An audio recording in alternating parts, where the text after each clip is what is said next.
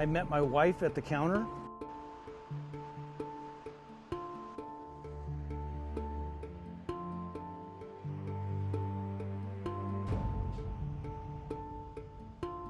My wife and I lost our home in 2010 to a fire.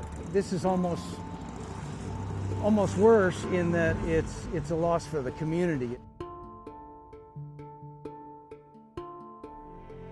You know, offering trucks and trailers and whatever it is that we need to get the process started.